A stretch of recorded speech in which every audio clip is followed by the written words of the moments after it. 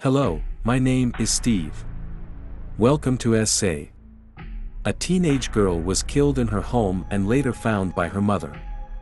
The suspect completed the crime in a very short time and then fled the scene in a hurry.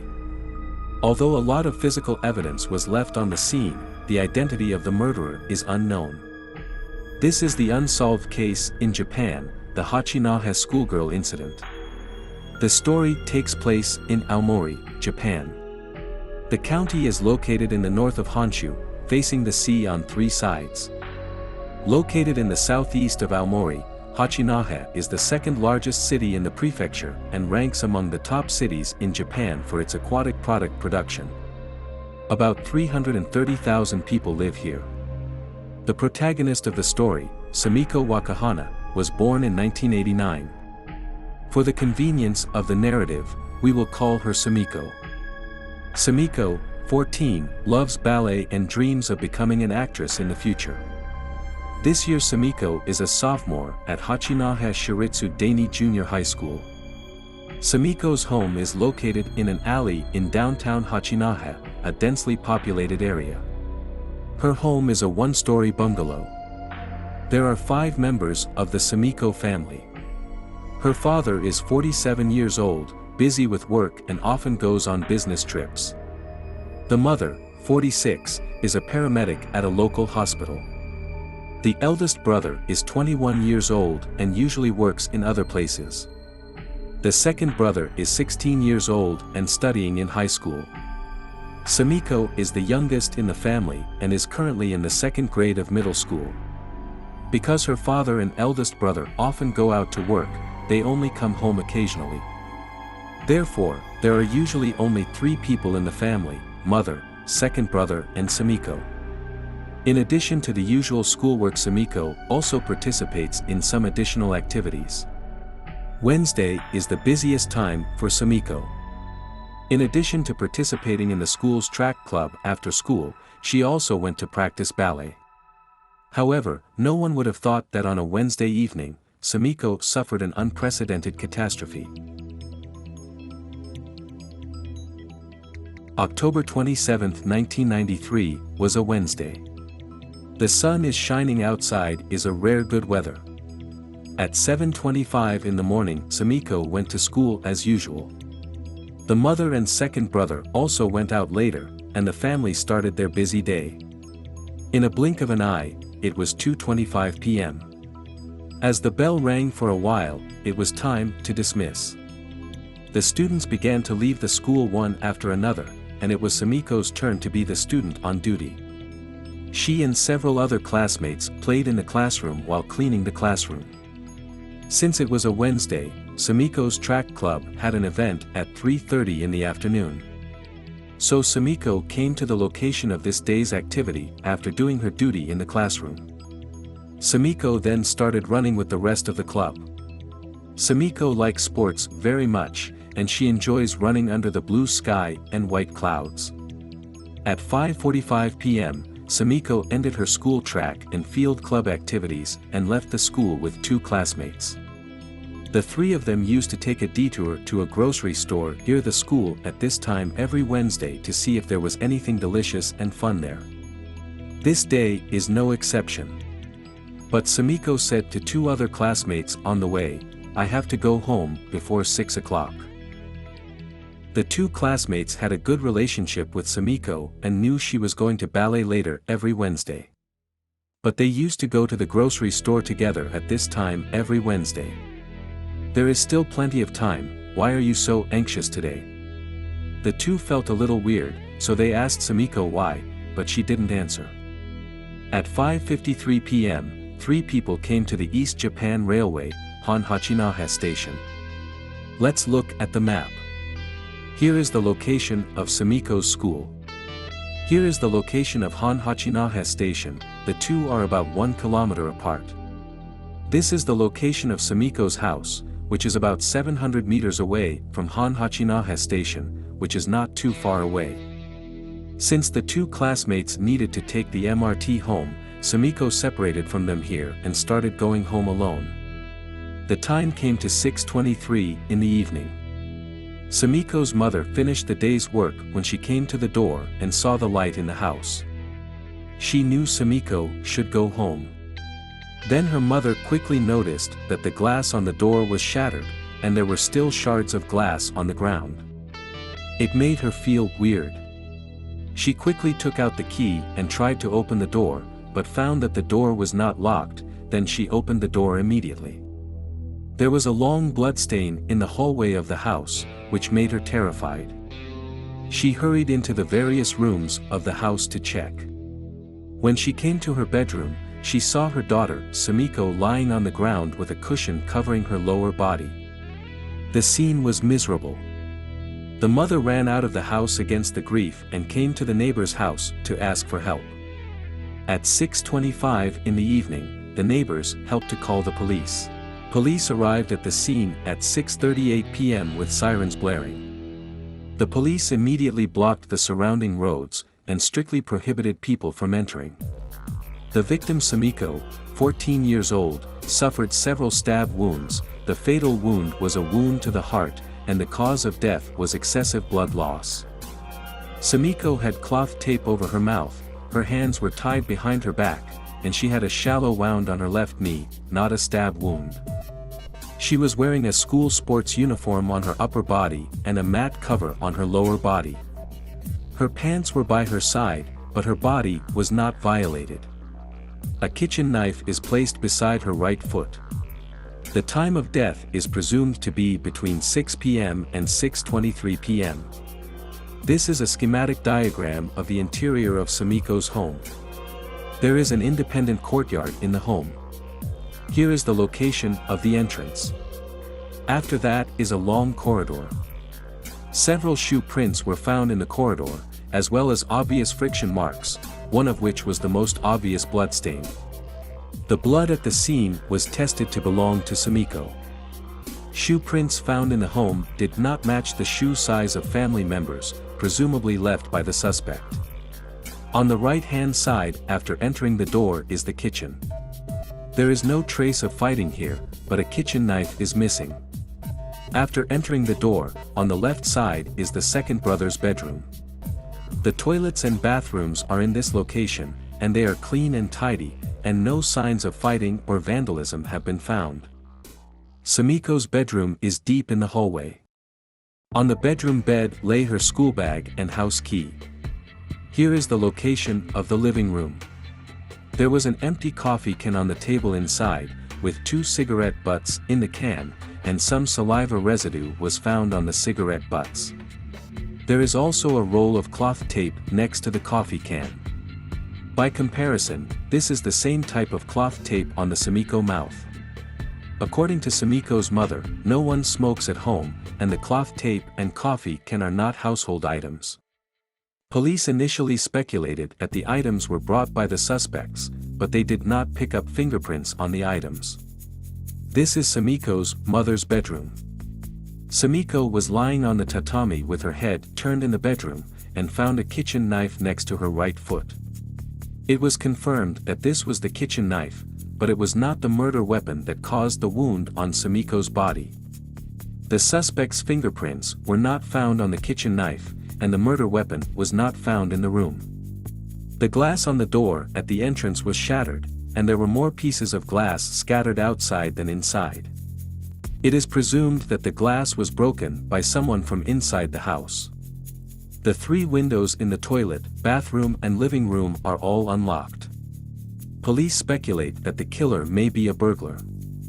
He entered the house through the window and bumped into Sumiko, who was coming home from school. They then got into a fight in the hallway, during which Sumiko was stabbed in the heart. The suspect dragged her down the hallway and attempted to violate her body. Unexpectedly, Sumiko's mother came back, so he ran away from the window. But investigators found no footprints or fingerprints near the 3 windows. Except for the hallway and mother's bedroom, the rest of the place was neat and tidy, with no signs of theft or rummaging. It is understood that there are 3 keys. Mother, second brother and Sumiko each had a key, and none of them were lost. No signs of intrusion were found in other windows in the home, nor was there any sign of the door lock being picked. Therefore, the police ruled out the possibility of committing the crime after the burglary. It is still uncertain how the killer got into the house and his motive. Sumiko's home is located in a densely populated residential area. The incident occurred in the evening, and many residents were at home, and the police tried to find witnesses. According to the investigation, Sumiko and two classmates separated at Hachinohe station at 5:53 p.m. that day, after which Sumiko walked home alone. A neighbor said he passed by the door of Sumiko's home at 5:58 p.m. when the lights were not on. According to Sumiko's walking time and the confessions of neighbors, Sumiko returned home at 6 o'clock in the evening.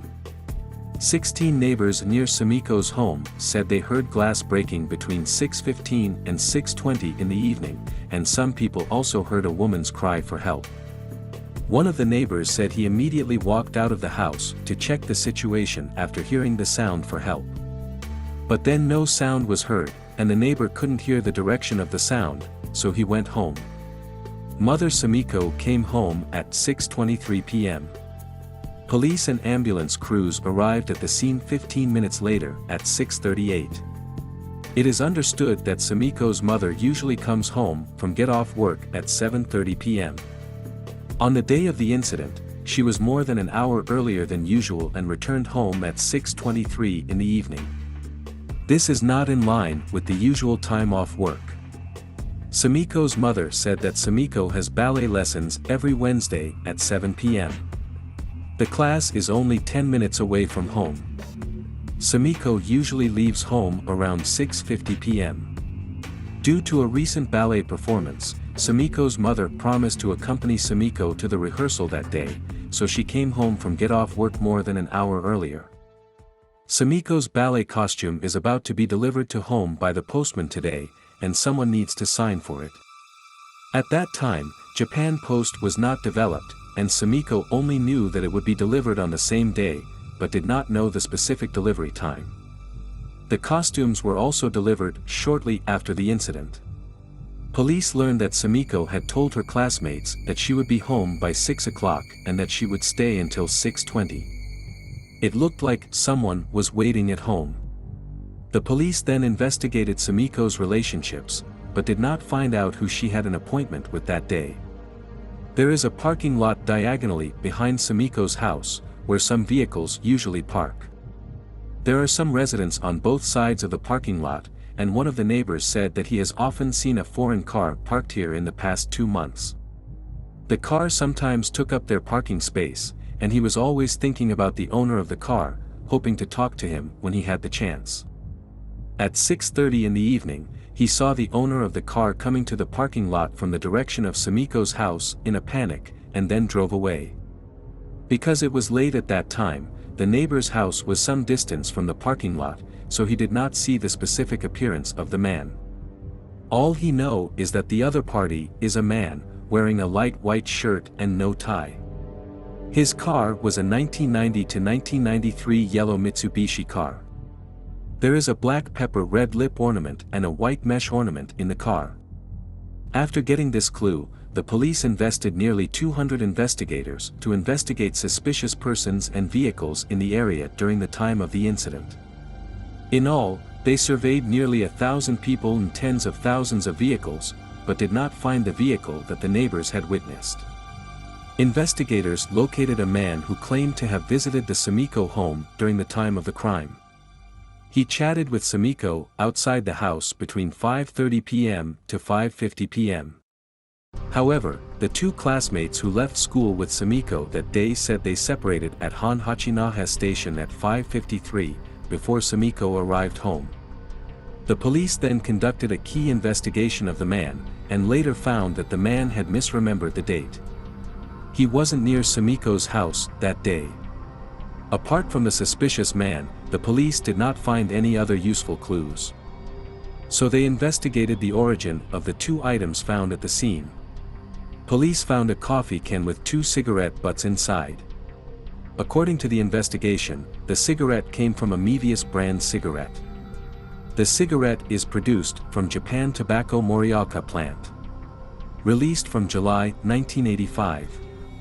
This brand of cigarettes is very common in Japan and sold in a wide range of convenience stores or vending machines, so there is no way to verify it. The lab also tested the saliva due to the presence of some saliva on the 2 cigarette butts. In 1993, Aomori had not yet introduced DNA technology as a means of detecting criminal cases, so DNA-related tests could not be performed. However, the laboratory detected the suspect's blood type through saliva, and the blood type detected in the 2 cigarette butts was the same. Police investigated the tape on Sumiko's mouth. The color of the tape is number 750 and the width is 5 centimeters. It is a brand from Nitto Denko in Japan.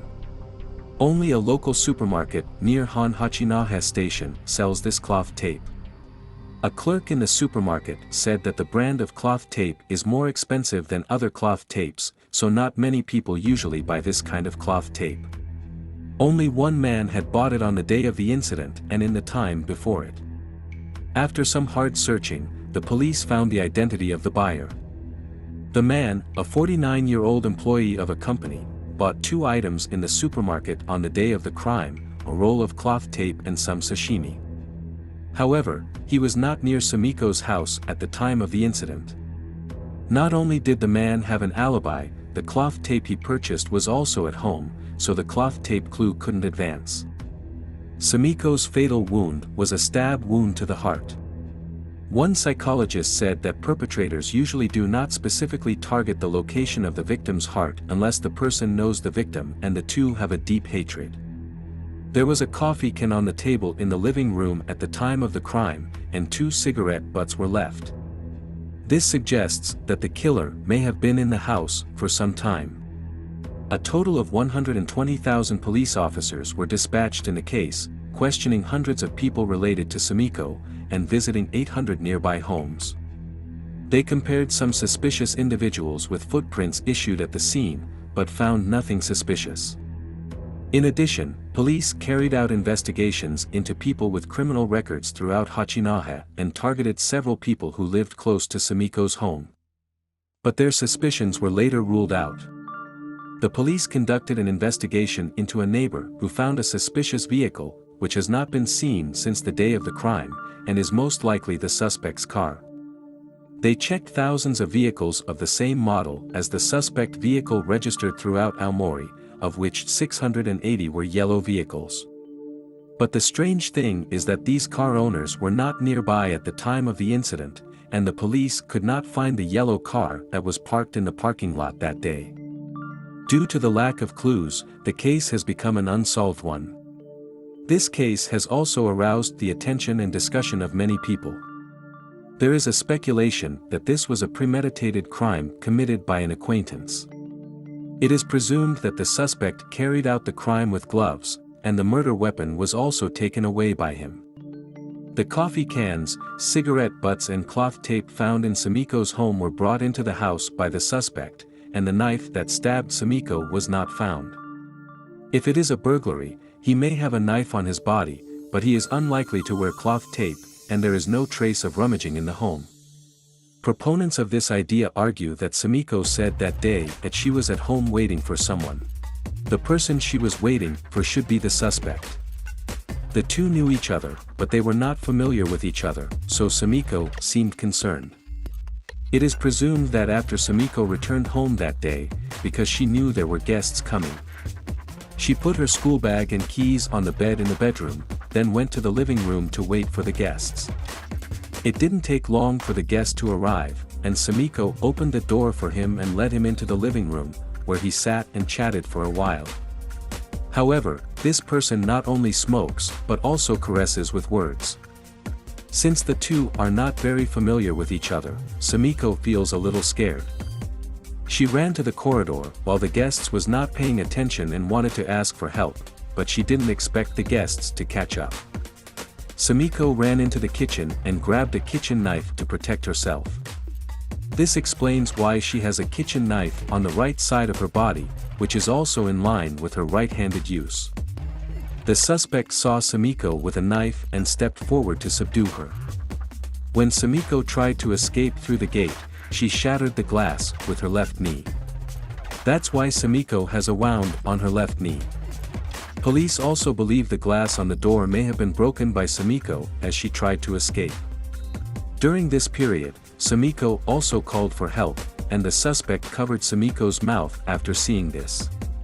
To prevent her from continuing to shout, the suspect taped a piece of cloth tape he was carrying around Sumiko's mouth before dragging her into the bedroom. Just as he was about to assault Sumiko, her mother came home. He had no choice but to flee the scene through the window, too late to clean up the items he brought on the table.